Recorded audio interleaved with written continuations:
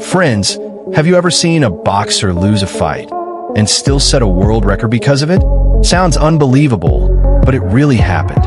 And in this video, we're going to tell you that story. By 1987, Mike Tyson was nothing less than a wrecking machine.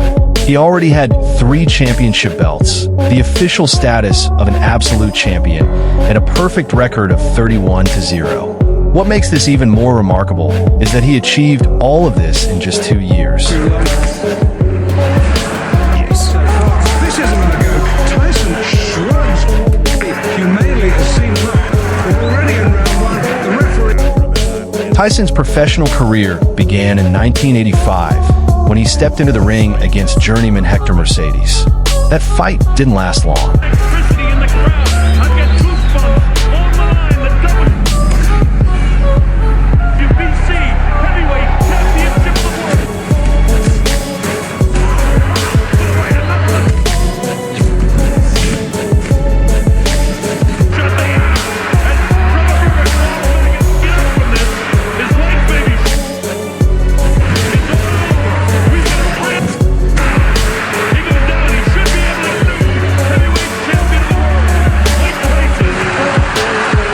Tyson overpowered him in the very first round, and the referee quickly stepped in to stop it. Tyson just shrugged and walked away. His journey had only begun. From there, he tore through the heavyweight division. In only 27 fights and 73 rounds, he earned his first chance at a world championship.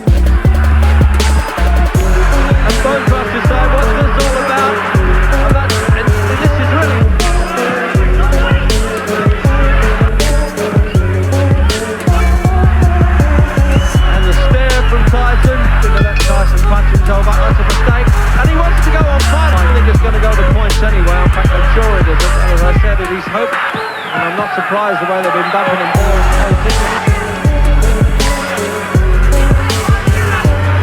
Round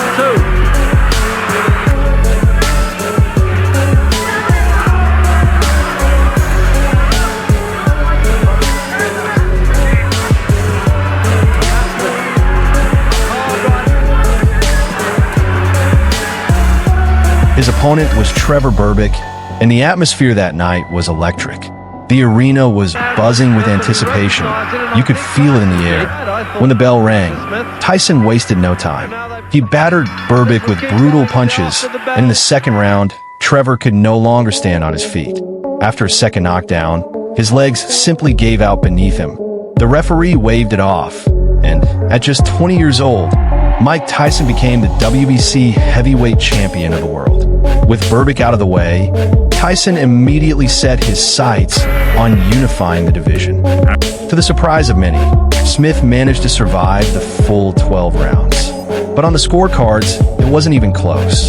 The judges read 120-106, 119-107, and 119-107. Tyson had now unified the WBC and WBA titles, and the boxing world was calling him Iron Mike Tyson. But he wasn't finished.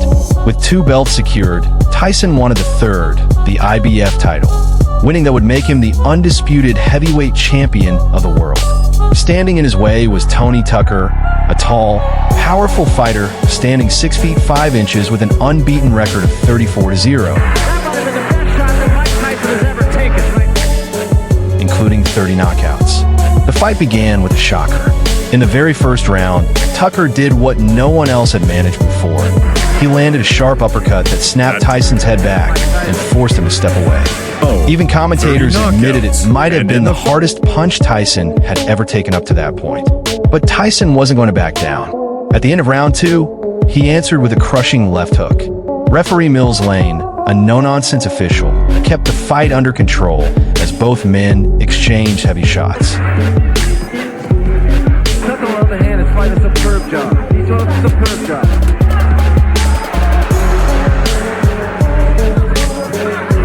Right hand in close. Try to get him out of there. Did you see that? That was an interesting scenario, Ray, that they think this fight is winnable. They were so excited about the prospect of possibly winning the fight, they forgot to put his mouthpiece. At the age of 29, Tucker looked confident. He used his height and mobility effectively, moving well against the relentless 21-year-old Tyson, who by then was already struggling with distractions outside the ring. Fame, money, and discipline were starting to affect his training. As the fight moved into the middle rounds, Tony Tucker was still holding his own. He wasn't intimidated, and his movement and jab continued to frustrate Tyson. At one point, there was even a bizarre scene. When the bell rang, Tucker's corner was so excited about how well he was doing that they forgot to put his mouthpiece back in before the next round. That's how seconds out of the ring, the bell and roll always. You're so back to you're fighting. You really don't feel it because those drillers are going. And you don't feel the pain. You hit throw right.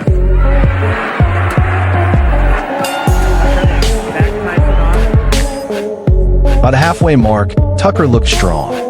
Tyson's punches hadn't inflicted the kind of damage fans were used to seeing. Even Sugar Ray Leonard, who was ringside, admitted he was surprised at how well Tucker was performing. This was the same Tyson who had demolished Trevor Berbick in 2 rounds and stopped Pinklon Thomas in 6.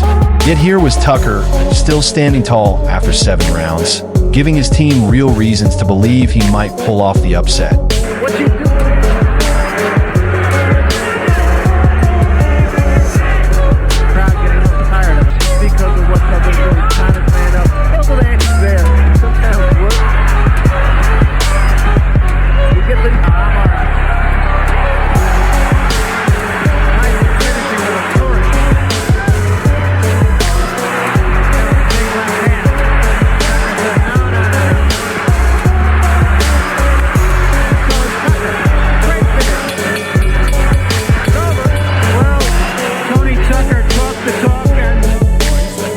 Though Tucker's energy dipped, he showed grit and determination, never folding and fighting hard all the way to the final bell.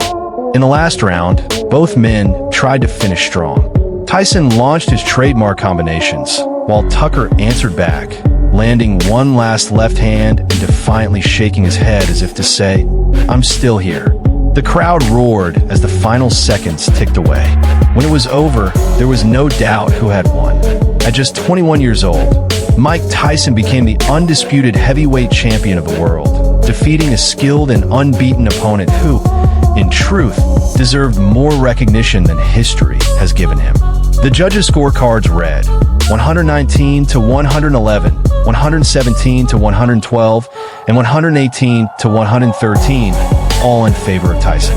With that unanimous decision, Tyson had all 3 major belts and stood alone at the top of the heavyweight division. For Tony Tucker, it was his first professional defeat, and with it came an unusual record, the shortest reign of any heavyweight champion in history. He held the IBF title for just 64 days before losing it to Tyson. On the other hand, Tyson himself set a world record as well. He became the youngest undisputed heavyweight champion in boxing history. After the fight, Tucker claimed he had broken his right hand in the 3rd round. Interestingly, Tyson was also dealing with an injury of his own. He hurt his right hand during the bout, which forced him to rely heavily on his jab in the second half of the fight. Considering that Tucker had nearly a 1-inch reach advantage, this made the challenge even greater. And that's where we'll wrap up today's review. Friends, I hope you found this story both informative and entertaining. If you did, please support our channel with your likes and reposts. It helps us grow and bring you even more great boxing stories. Thanks for watching, and we'll see you soon.